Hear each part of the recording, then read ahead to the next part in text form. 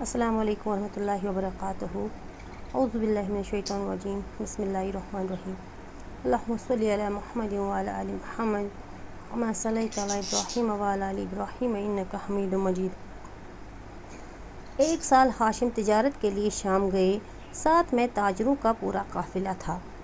واپس ہوئے تو یثرب سے گزر ہوا۔ قافلے میں کچھ تاجر یثرب کے بھی تھے، جن کو وہاں کی ایک عورت نے اپنا مال تجارت دے کر بھیجا تھا۔ قافلہ یثرب پہنچا تو وہ عورت اپنے تاجروں کے پاس آئی اور سفر کی روداد پوچھنے لگی۔ کیا بیچا، کیا خریدا؟ باتوں سے ایسا لگتا تھا جیسے کوئی بہت ہی ہوشیار، تجربہ کار اور با تدبیر خاتون ہو۔ ہاشم یہ سب دیکھ رہے تھے، دل ہی دل میں اس کی فراست کی داد دے رہے تھے، اس کی ذکاوت اور فطانت سے خوش ہو رہے تھے، چہرے پر شرافت اور سنجیدگی کا نور دیکھ کر مسحور رہے تھے۔ یہ کون عورت ہے؟ ہاشم نے سوال کیا۔ یہ سلمہ ہے، باپ کا نام عمرو ہے، خزرج کا ایک خاندان ہے، بنی نجار، یہ اس خاندان سے ہے۔ تاجروں نے اس کا پورا تعارف کر دیا۔ ہاشم: کیا یہ شادی شدہ ہے؟ نہیں، البتہ یہ اپنے یہاں کی بہت معزز خاتون ہے، چاہتی ہے کوئی ایسا شوہر ہو جو اس کی آزادی سلب نہ کرے، اپنی آزادی کو مجروح کرنا اسے گوارا نہیں۔ ہاشم: پوچھو، کیا وہ مجھے پسند کرے گی؟ پوچھا گیا تو وہ تیار ہو گئی۔ وہ ہاشم کو اچھی طرح جانتی تھی، اسے معلوم تھا قوم میں ان کا کیا مقام ہے۔ چنانچہ ہاشم سے اس کی شادی ہو گئی۔ وہ اسے لے کر مکے چلے گئے، وہاں کافی دنوں تک رہے، پھر وہ یثرب لوٹ آئی۔ وہاں ایک لڑکا ہوا جس کا نام اس نے شیبہ رکھا۔ اس کے بعد کئی سال گزر گئے، پھر ایک سال گرمیوں میں تجارتی قافلہ چلا، ساتھ میں ہاشم بھی گئے۔ شام میں ایک مقام ہے غزہ، وہاں پہنچ کر انتقال کر گئے۔ اب سارے عہدے مطلب کے ہاتھ میں آ گئے کہ یہ ان کے بھائی تھے۔ شیبہ مطلب کے بھتیجے تھے۔ یہ یثرب میں ماں کے پاس ہی رہ رہے تھے۔ اب مطلب کو ان کی فکر ہوئی، طے کیا بھتیجے کو مکے لائیں کہ یہی ان کا دودھیال تھا، یہی باپ کا پورا خاندان تھا۔ مطلب اس غرض سے یثرب گئے۔ بھابی سلمہ سے ملاقات ہوئی، بولے: میرا بھتیجا بڑا ہو چکا ہے، ہاتھ پیر مضبوط ہو چکے ہیں، چاہتا ہوں اب اسے اپنے یہاں لے جاؤں۔ تمہیں معلوم ہی ہے حسب و نسب کے اعتبار سے قوم میں ہمارا کیا مقام ہے، وہاں وہ عزت سے رہے گا، یہاں تو بیچارہ پردیس میں پڑا ہے۔ سلمہ: اس کی جدائی میرے لیے موت ہے، لیکن یہ بھی پسند نہیں کہ وہ اپنے بزرگوں سے جدا رہے۔ ذرا پوچھئے، دیکھیے اس کی کیا خواہش ہے۔ کہو میرے دلارے، کیا خیال ہے؟ میرے ساتھ اپنے وطن چل رہے ہو؟ مطلب نے نہایت پیار سے بھتیجے کو مخاطب کیا۔ یہ تو امی بتائیں گی، جب تک امی جان کی اجازت نہ ہو میں کہیں نہیں جانے کا۔ سعادت مند بھتیجے نے نہایت معصومیت سے جواب دیا۔ سلمہ نے مطلب کا اصرار دیکھا تو تیار ہو گئی، کلیجے پر پتھر رکھ کر اجازت دے دی۔ مطلب 3 دن وہاں مہمان رہے۔ چوتھے دن شیبہ کو ساتھ لے کر مکے روانہ ہوئے۔ اس وقت شیبہ کی عمر 8 برس تھی۔ دونوں ایک ہی اونٹ پر سوار تھے، مطلب آگے تھے اور شیبہ پیچھے۔ مکے میں داخل ہوئے تو لوگوں کو گمان ہوا یہ مطلب کا غلام ہے، کہیں باہر سے لے کر آ رہے ہیں۔ دیکھتے ہی شور مچایا۔ مطلب: غلام لائے؟ کیا تم نے عبد المطلب یعنی مطلب کا غلام دیکھا؟ دیکھو یہ ہے عبد المطلب، مطلب کا غلام۔ مطلب نے اس طرح کی آوازیں سنی تو سخت برہم ہوئے۔ اہل قریش، تم بھی عجیب لوگ ہو، یہ تو میرا بھتیجا ہے، بڑے بھائی ہاشم کا بیٹا، یثرب میں تھا، وہاں سے لے کر آیا ہوں۔ لیکن یہ نیا نام جو بے ساختہ زبانوں پر آ گیا، اصل نام پر غالب آ گیا۔ ماں نے ان کا نام شیبہ رکھا تھا اور وہ اسی نام سے پکارے جاتے، لیکن اب اصل نام کسی کو یاد نہ رہا اور اسی وقت سے وہ عبد المطلب ہو گئے۔ مطلب کا انتقال ہوا تو عبد المطلب سمجھدار ہو چکے تھے، دست و باز مضبوط ہو چکے تھے اور جسم میں توانائی آ چکی تھی۔ چچا کا کام انہوں نے سنبھالا، سکایا اور رفادہ ان کے ہاتھ میں آ گیا۔ آبادی میں تو کنویں تھے ہی نہیں، جو کچھ تھے مکے کے اطراف میں تھے، وہ بھی ادھر ادھر منتشر۔ حاجیوں کے لیے پانی وہیں سے لایا جاتا، کعبہ کے پاس کچھ حوض ہوتے، ان میں بھرا جاتا۔ حوض کو مستقل بھرتے رہنا، پھر آئے دن ان کی صفائی کرنا ایک مسئلہ تھا۔ اس سے بڑی پریشانی ہوتی، طرح طرح کی زحمتوں کا سامنا ہوتا۔ عبد المطلب بہت فکر مند ہوئے۔ چاہے زمزم کے متعلق مشہور تھا کہ اس کا پانی نہایت شیریں اور خوش ذائقہ تھا، کبھی خشک بھی نہ ہوتا، جتنی ضرورت ہوتی حاصل ہو جاتا۔ لطف یہ کہ نہ کوئی زحمت اٹھانی پڑتی، نہ کسی قسم کی پریشانی ہوتی۔ عبد المطلب کو اس کا خیال آیا، زمزم کو کس نے پاٹا اور کیوں پاٹا؟ عبد المطلب نے قوم کے سن رسیدہ اور واقف کار بزرگوں سے سوال کیا۔ پہلے یہاں قبیلے جرہم کی حکومت تھی، ان کا آخری تاجدار مزاز جرمی تھا۔ جب اس کی قوم بگڑ گئی اور بناؤ سے زیادہ بگاڑ کے کام کرنے لگی تو بنو خزاعہ کو ناگوارا ہوا۔ انہوں نے جرہم کو بے دخل کرنے کا فیصلہ کیا۔ اس کے لیے جنگ کی میدان بنو خزاعہ کے ہاتھ رہا۔ اب جرہم کو یہاں سے جانا پڑا۔ جاتے وقت مزاج سے اور کچھ تو بن نہ پڑا، البتہ کعبے میں جو نذرانے تھے زمزم کے اندر ڈالے اور اوپر سے اسے پاڑ دیا۔ جاننے والوں نے زمزم کی پوری تاریخ بیان کر دی۔ اچھا، تو جب تک زمزم کی کھدائی صفائی نہ ہو جائے اور پہلے کی طرح پھر سے وہ روانہ ہو جائے، اس وقت تک ہمیں چین سے نہیں بیٹھنا ہے۔ عبد المطلب نے نہایت پرعزم لہجے میں اپنا فیصلہ سنایا۔ انہی دنوں ایسا ہوا کہ رات میں وہ سو رہے تھے، سوتے میں یہ آواز سنی، زمزم کی کھدائی کر ڈالو۔ یہ غیبی آواز آئی اور مسلسل آتی رہی۔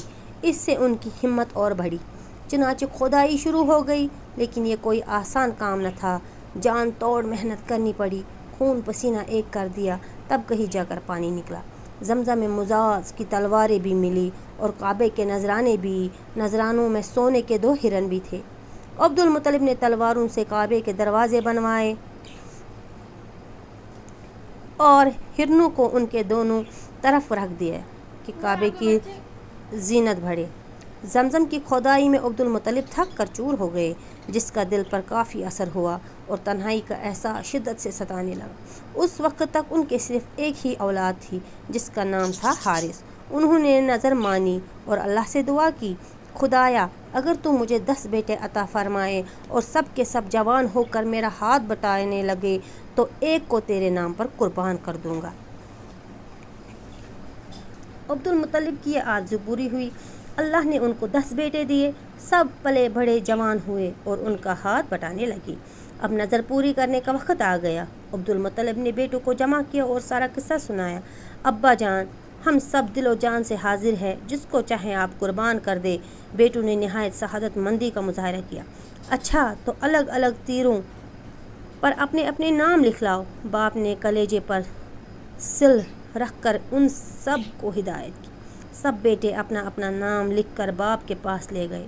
عبد المطلب نے ان تیروں کو ساتھ لیا اور کعبے میں آئے۔ وہاں فال نکالنے والے سے ملے اور اس کو وہ تیر دے دیے کہ معلوم کرے بتوں کے مہاراجہ حبل کو کون سا بیٹا پسند ہے۔ اس وقت مکے میں رواج تھا، جب کوئی اہم کام درپیش ہوتا تو تیروں سے فال نکلواتے، اس طرح دیوتاؤں کی مرضی معلوم کرتے۔ محنت یا پروہت تیروں کو لے جاتا، دیوتاؤں کے سامنے ایک خاص طریقے سے پھراتا، جس تیر کا منہ دیوتا کی طرف ہو جاتا سمجھتے بس یہی دیوتا کی پسند ہے، پھر اسی کے مطابق کام کرتے۔ محنت نے عبد المطلب کے تیر حبل کے پاس پھرائے تو چھوٹے بیٹے عبداللہ کا نام نکلا۔ عبداللہ عبد المطلب کے چہیتے بیٹے تھے، بھائیوں میں سب سے زیادہ محبوب تھے، لیکن کرتے کیا، مجبور تھے، ان کو ذبح کرنے کے سوا کوئی چارہ نہ تھا کہ وہی حبل دیوتا کو پسند تھے۔ عبد المطلب نے بیٹے عبداللہ کا ہاتھ پکڑا، انہیں لیے ہوئے زمزم کے پاس آئے۔ وہیں قربان گاہ تھی، جس کو بھی کچھ قربان کرنا ہوتا وہیں لا کر کرتا۔ اساف اور نائلہ کے حضور کہ یہ ان کی بڑی دیویاں تھیں۔ یہ خبر لوگوں کے دلوں پر بجلی بن کر گری اور جنگل کی آگ کی طرح سارے شہر میں پھیل گئی۔ جو جس حال میں تھا عبد المطلب کی طرف دوڑ پڑا۔ ان فن سارے لوگ اکٹھا ہو گئے، جسے دیکھے اس کی زبان پر یہی تھا، نہیں نہیں عبد المطلب، عبداللہ کو ذبح نہ کیجیے۔ अब्दुल अजीब कश्मकश में पड़ गए। मैं तो नज़र मान चुका हूँ, नज़र पूरी करनी ज़रूरी है, आखिर मैं करूँ तो क्या करूँ? अब्दुल ने अपनी बेबसी का इजहार किया। अगर माल फिदिया बन सके तो हम राज़ी है, ऊँट ज़बह करने से काम बन जाए तो उसके लिए भी तैयार है। सबके दिलों की धड़कनें तेज़ हो गई, सबके होंठों पर एक ही तरह के जुमले लरज़ रहे थे। लोग बहुत देर तक सोचते रहे, आपस में मशवरा करते रहे कि क्या करें। किसी ने कहा, यसरब के एतराफ़ में एक नजूमी औरत है, गुथिया सुलझाने में वो माहिर है, चल कर उससे पूछे, हो सकता है उसका नाखून तदबीर ये गुत्थी भी सुलझा दे।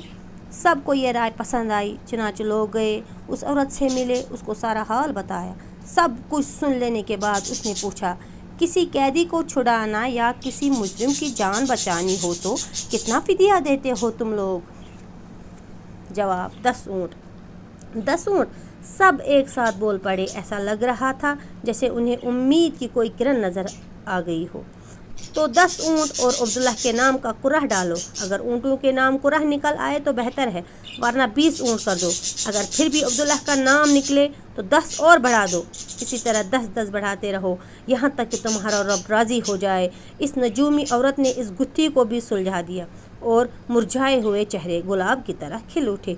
लोगों ने ऐसा ही किया। 10 ऊँट और अब्दुल्लाह के नाम का कुरह डाला तो अब्दुल्लाह का नाम निकला। 10 ऊँट बढ़ा दिए, फिर अब्दुल्लाह का नाम निकला। 10 और बढ़ा दिए, फिर अब्दुल्लाह का नाम निकला। 10 और बढ़ा दिए, फिर भी अब्दुल्लाह का ही नाम निकला।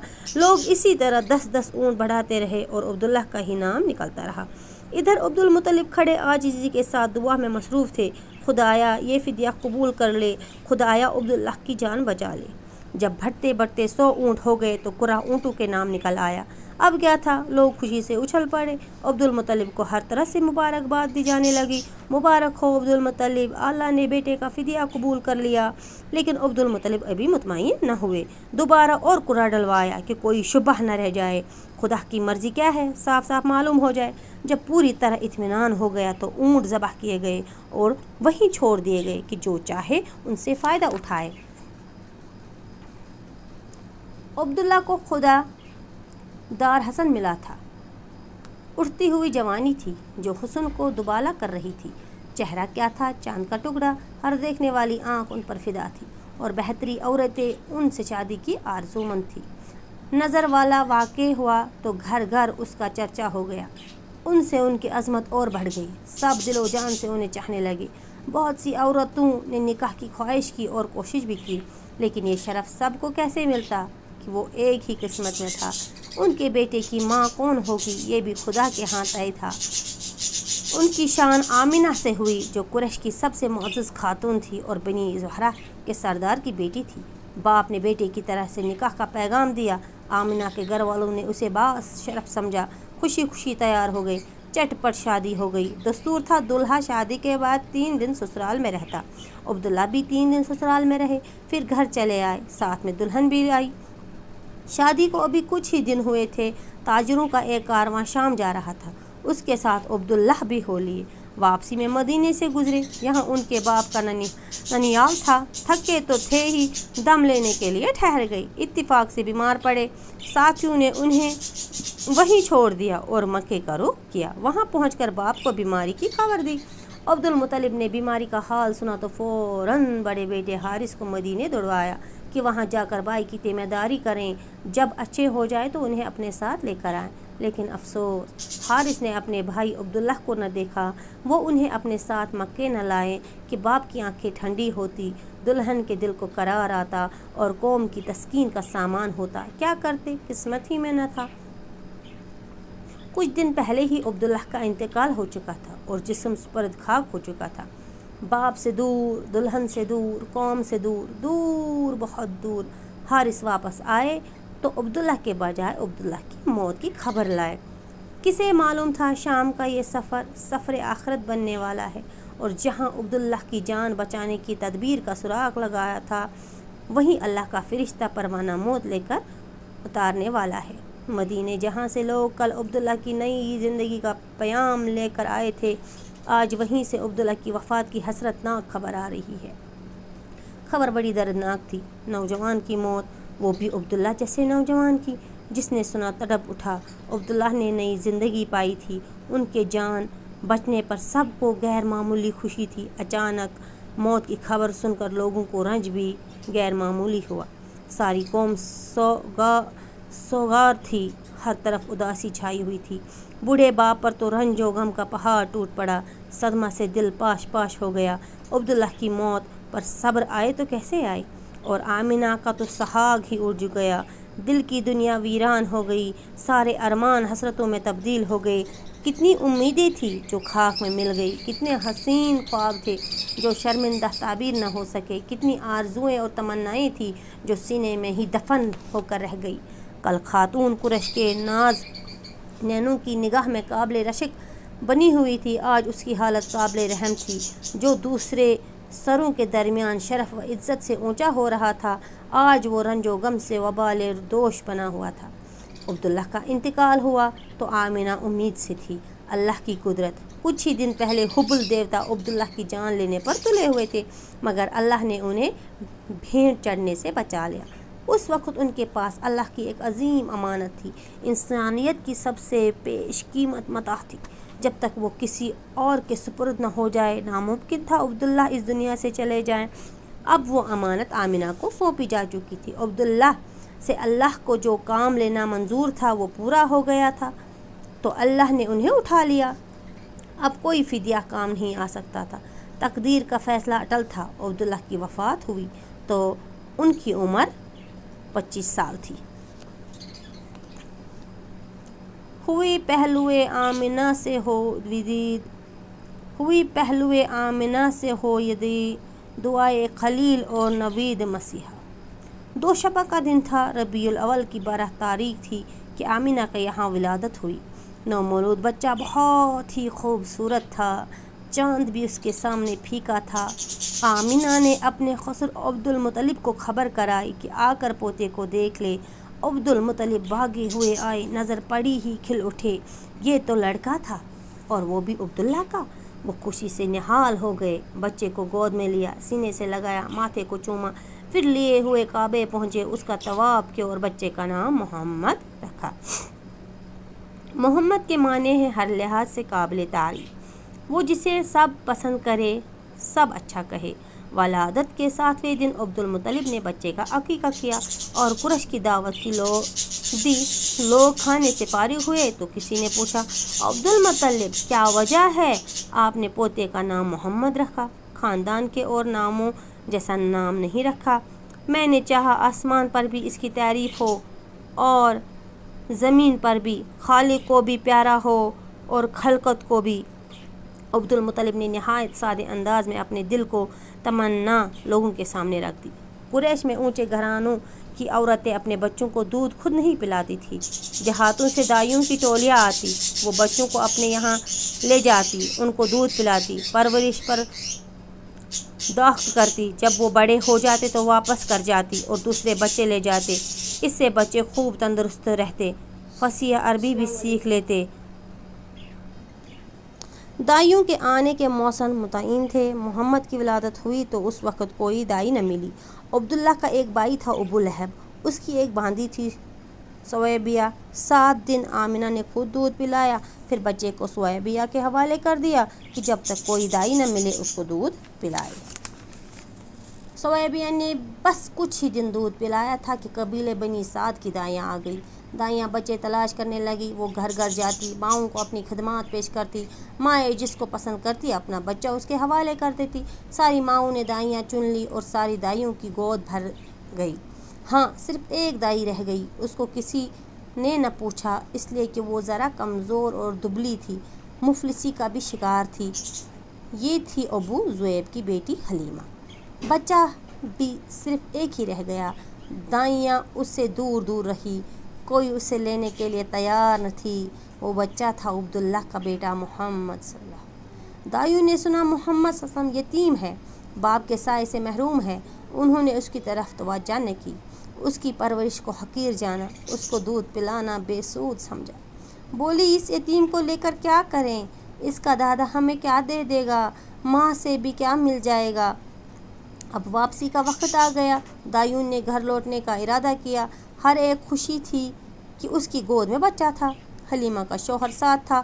حلیمہ نے کہا، باخدا مجھے تو شرم آتی ہے، ساری سہیلیوں کی گودیں بھری ہوں، ایک میری ہی گود خالی رہے۔ میں تو جاتی ہوں، اسی یتیم کو لیے لیتی ہوں، خالی ہاتھ لوٹنے سے تو بہتر ہے اس یتیم کو ہی لیتے چلیں۔ جاؤ لے آؤ، کیا حرج ہے، ہو سکتا ہے اللہ اسی میں برکت دے۔ شوہر نے تاکید کی۔ حلیمہ بچے کو لینے کے لیے آمینہ کے پاس پہنچی۔ آمینہ کو ملال تھا، ان کے لال کو کسی نے نہ پوچھا۔ سہیلیوں کے بچے ہاتھوں ہاتھ لیے پر ان کے جگر پارے کو لینا گوارا نہ کیا۔ حلیمہ نے بچے کو لیا تو آمینہ کا بجھا ہوا چہرہ خوشی سے دمک اٹھا۔ حلیمہ نے محمد صلی اللہ علیہ وسلم کو چھاتی سے لگایا اور منہ میں سوکھی پستان دے دی جس میں دودھ برائے نام ہی تھا، لیکن حلیمہ کی حیرت کی انتہا نہ رہی۔ پستان منہ میں دیتے ہی انہیں ایسا لگا جیسے دودھ کی سوتیں جاری ہو گئی، یکایک چھاتی بھر گئی۔ بچہ دودھ پی رہا تھا اور دودھ بچے کے منہ سے ٹپکا پڑ رہا تھا۔ محمد صلی اللہ علیہ وسلم سیر ہو چکے تھے۔ حلیمہ کے بچے نے بھی جی بھر کر پیا، حالانکہ اس سے پہلے تنہا اسی کے لیے دودھ ناکافی ہوتا۔ وہ پیتا لیکن کبھی سیر ہونے کی نوبت نہ آتی، چھاتی چوستا اور چوس کے رہ جاتا۔ حلیمہ کی ایک اونٹنی تھی، دبلی پتلی، بالکل مریل۔ بھوک لگی تو شوہر اسے دھونے اٹھے، آنکھیں پھٹی کی پھٹی رہ گئی۔ وہ تھن جو ہمیشہ سوکھا رہتا آج بالکل بھرا ہوا تھا، دودھ خود بخود ٹپکا پڑا رہتا ہو۔ شوہر نے خود بھی پیا، بیوی کو بھی پلایا، دونوں نے جی بھر کے پیا۔ رات ہوئی تو دونوں نے بچوں کو پہلو میں سلایا، پھر خود بھی سو رہے۔ نیند اتنے آرام اور چین کی تھی کہ بالکل ہی بے خبر ہو گئے۔ صبح ہوئی تو شوہر بولا، حلیمہ کیا خیال ہے، باخدا بہت مبارک بچہ پا گئی تم۔ حلیمہ، باخدا میرا بھی یہی احساس ہے۔ دائیوں کا قافلہ گھروں کو لوٹا۔ حلیمہ کی گدیا آگے آگے تھی اور مستانہ وار رواں دواں تھی۔ سہیلیوں نے یہ دیکھا تو آواز دی، واہ رے ابو ذؤیب کی بیٹی، ذرا ٹھہرو نا، ہمیں بھی تو آنے دو۔ ارے یہ وہی گدیا تو ہے جس پر تم آئی تھی، یہ تو راستے میں رک جاتی تھی، بار بار تم پیچھے ہو جاتی تھی۔ حلیمہ، ہاں ہاں باخدا یہ وہی گدیا ہے۔ سہیلیاں، ایسی ناکارہ گدیا میں یہ تیزی اور چستی کہاں سے آ گئی، یہ تو بڑی عجیب بات ہے۔